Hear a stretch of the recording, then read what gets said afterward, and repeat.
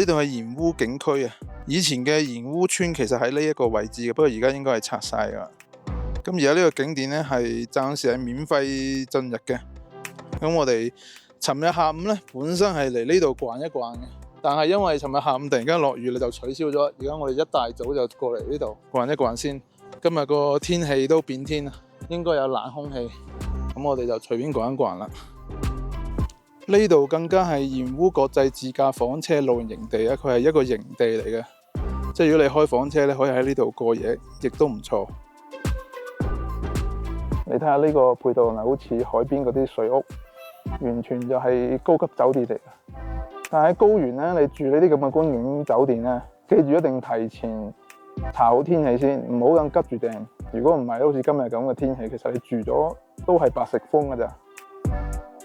雖然而家係叫景區又好，自駕營地又好，其實咧呢度係以前嘅鹽烏村嚟噶。以前個村嘅位咧，大概係呢個位。以前呢一個位咧就係我以前酒店嗰個位嚟嘅。呢一個位就係我開篝火晚會嘅。上面呢一座山咧就係我哋上去執茶嘅地方。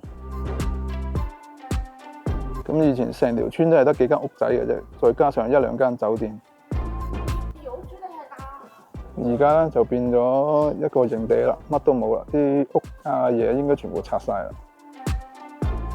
以前我哋就係呢個位咧，就可以直接行入鹽烏入邊噶啦，因為以前係旱季啦，咁水位好低嘅，行入湖入邊都係冇問題嘅。Hello， 大家好，我現在所在位置就是然烏湖的景區了，然後它這裡有一個房車自駕營地，還是一樣的，你看這個湖啊，這個水很渾濁啊，很髒。然後還是那句話，幸虧它景區不要門票啊。然後它是從鎮上往波密方向走，順路的話就可以停車下來啊，打個卡，拍2張照，差不多就可以走了啊。也不是很好看，就這樣吧。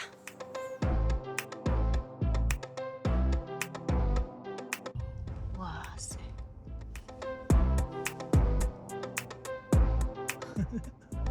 哎，這個羊也是黑白的哦。它還不是黑臉的，不是小羊小的那種黑臉的。它也有黑臉的，只是有一點點小鬍子。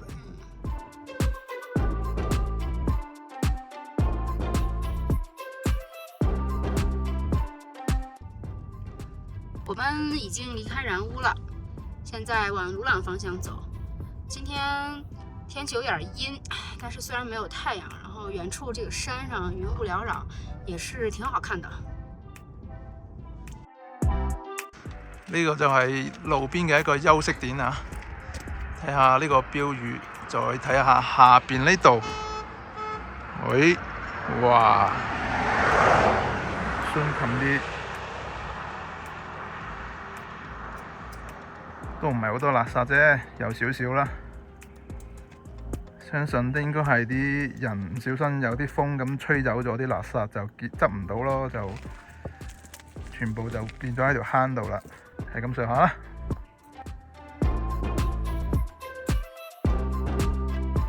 朝頭早呢度嘅風景都算唔錯，睇下啲雲壓得幾低啊！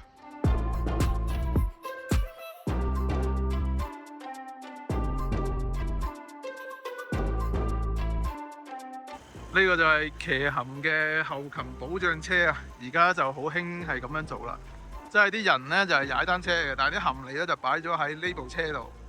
跟住佢哋就有人喺度調度成個車隊嘅，就好似呢位騎士咁。咁呢個好處呢，就係一嚟有後勤保障啦，二嚟呢係唔需要孭行李嘅，就唔好睇少啊！唔使孭行李喎，唔使孭行李同孭行李咧係差好鬼遠嘅，因為上山嘅時候你多一斤就係多一斤啦。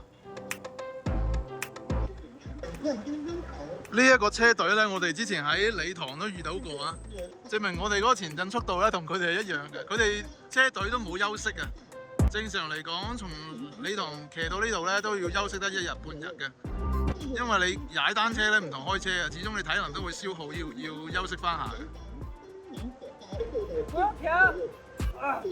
前面路面有坑啊，慢一點。前面都是坑，往前走。現在我們已經進入林芝界了，下面這條江就是帕隆藏布江。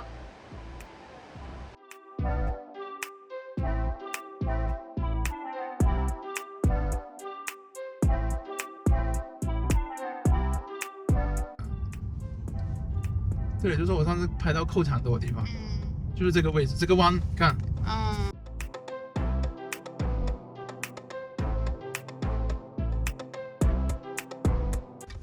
再修一个新的隧道。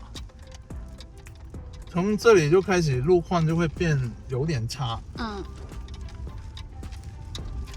这种是防止有落石的隧道。明道。哦，明洞。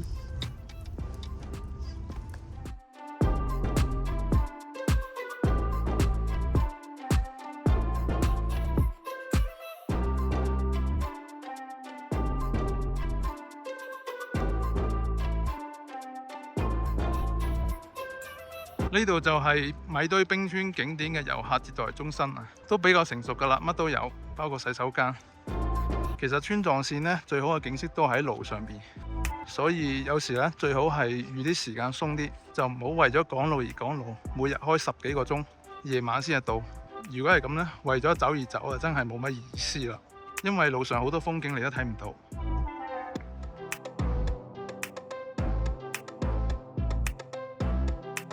啱先仲係個大陰天嚟嘅，點知道一轉頭咧，而家變翻晴天啦，太陽就好勁添。呢個就係高原地區嘅氣候特性。嗱，喺米堆冰川景區外邊嘅售票處咧，就可以離遠睇到米堆冰川啦。呢個景咧同我10年前影嘅景咧係一模一樣嘅，呢個位，亦都相當之靚。Hello， 大家好，我现在所在的位置后面这里就是米堆冰川了。因为来之前有做一些攻略，再加上天气原因，所以我们选择不进去了。因为门票要86块钱，然后呢，坐环保车进去之后，还要再爬山或者骑马才能近距离的看米堆冰川。其实，在停车场这里过来，游客中心的后面，这里基本上已经能看到80%的景了，所以还是建议大家在这边打打卡、拍拍照就已经可以了。好，我哋又打卡咗一個景點啦。有時川藏線最靚嘅風景咧，其實喺路上，但係我唔知道咧，為點解好多人自駕川藏線咧，都係為咗趕路，一日可以開10到12個鐘甚至以上嘅車程，然後夜晚都喺度趕路嘅。喺川藏線上最多人 check in 酒店嘅時間咧係9點以後啊，咁我就唔知道你咁喺呢條路上咁趕時間，咁你嚟呢條路上有咩意義咧？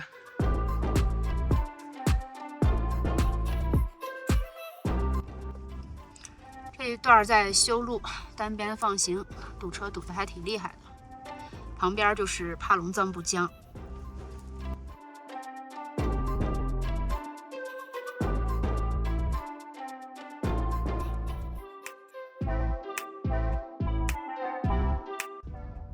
最好的風景就在路上啊！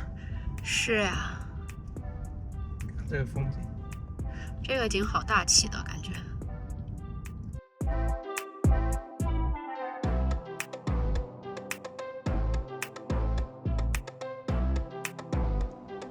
呢度係離波密大概20零公里嘅一個小鎮啊，前面有座山，之前呢係陰風四起啊，烏雲密布嘅，突然間又天晴咗啦，咁樣睇上嚟呢座山仲係幾靚下啊！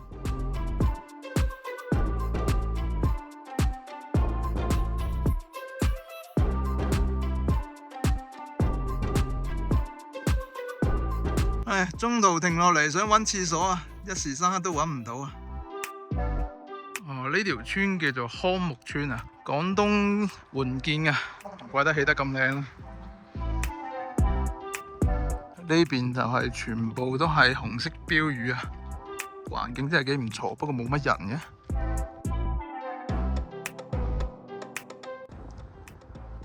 嘅。呢條康木村嘅環境同埋風景真係唔錯啊，值得推薦。路過呢度嘅朋友咧，可以喺呢度停低影張相。相當之唔錯嘅。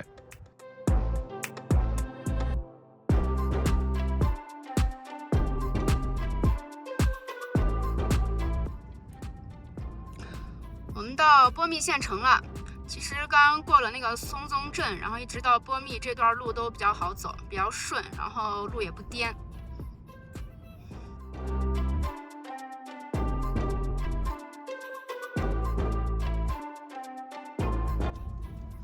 今天这一路上，好像那个树都特别多啊！你看，是的，林荫大道。对。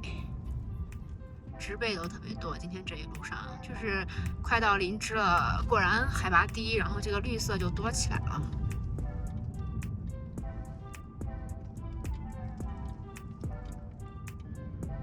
通麦大桥，现在有了这个通麦大桥呢，就很容易过这个排龙天险了。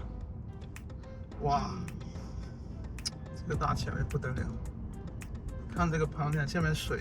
对。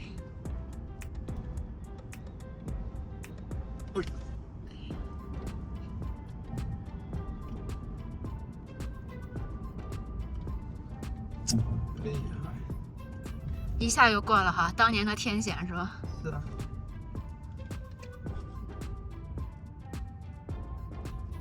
这个大桥就直接连通鲁朗了。现在这些桥建的真是漂亮。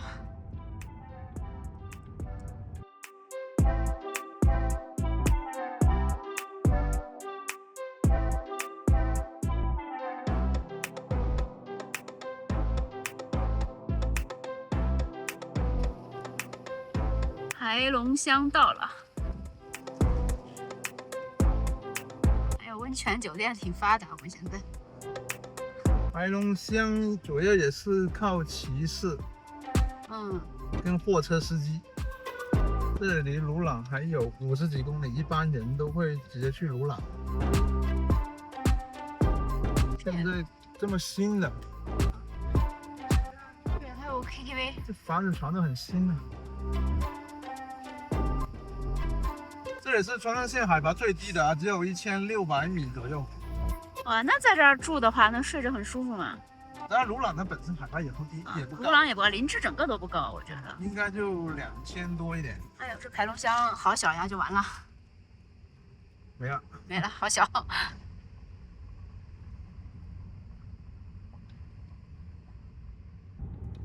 这可能就是刚刚前面说的什么温泉酒店，然后那个排龙乡的服务区吧，应该就是这。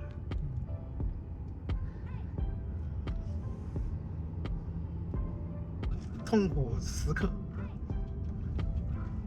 想超车超不到。没有对头车的，让这个勇士超吧。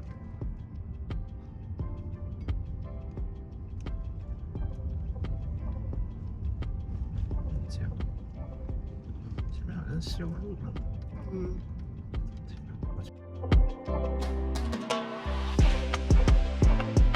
我哋已經嚟到咗魯朗啦，即係林芝啦。距離60-70公里啦。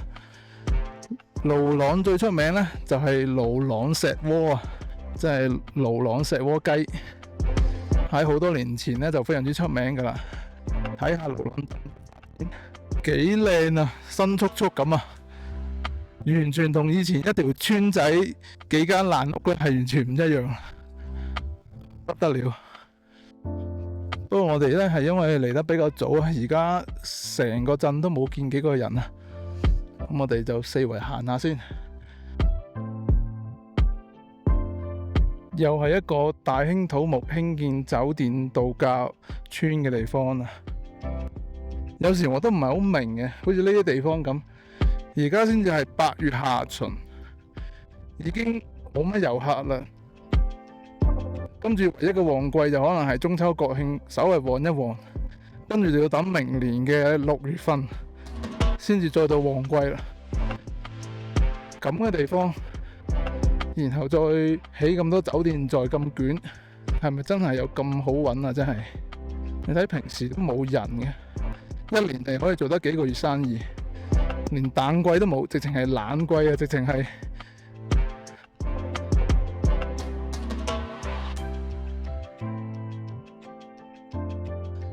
平時真係冇乜人，以前嘅魯朗鎮應該全部拆晒啊！而家呢啲樓全部新起。好新啊！你看粉的都很新的，酒店都是新盖的。因为我印象里面以前鲁朗镇子很小，就一条街，然后两边有一些餐厅什么，然后住的都是那种很典型的藏式风格，带院子的那种。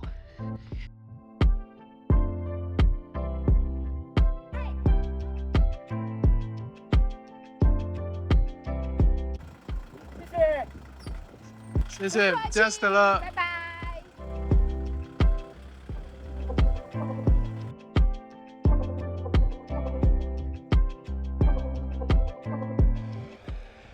这一路的田园风光还可以，是吧？是的，而且视野很开阔。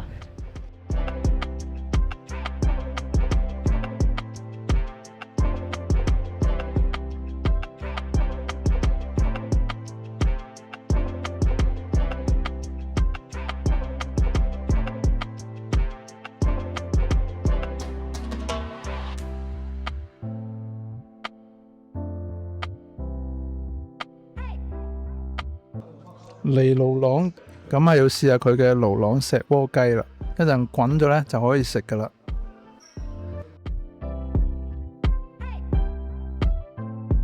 可以試下佢味道啦。啲湯太多油，失敗；啲雞又柴，失敗；啲雞皮上面仲有幾條毛添，失敗中嘅失敗。講笑啫，其實都 OK 嘅味道，湯都唔算好油。但係味精味重嗰啲。食完石鍋雞啦，而家係晚上嘅8點45分，我哋而家喺盧朗嘅鎮中心啊，見唔見到啊？人影都冇個，好多人驚，黐線嘅！一路過嚟全部都係石鍋雞，過嚟開間牛腩飯店一定有得做。眼中所見，冚唪唥都係石鍋雞，石鍋雞。只要是個飯店就是石鍋雞，但其實都沒啥人，就是有一家明星打卡過的啊，然後有幾桌人，基本都沒啥人。有啲點一個人都冇，燈島都係開得好亮，太多啦呢度，50間保守估計50-60間，而家8月份都搞成咁，黐線嘅。可能更多遊客會住林芝吧，畢竟海拔低一些。魯朗這裡海拔有3400，林芝2600的樣子。是的，是的。應該更多人會住林芝，而且林芝離得也不遠，稍微趕一趕路就到了。美女，同吃要不要？不要，謝謝。抱歉。不要，謝謝。謝謝謝謝。不要嗎？不用啦。好，呢期視頻就到呢度，多謝大家收睇，我哋下期再見，拜拜。拜拜。寶子們、家人們、老鐵們，動動各位發財的小手，一鍵3連，關注主播不迷路，耶！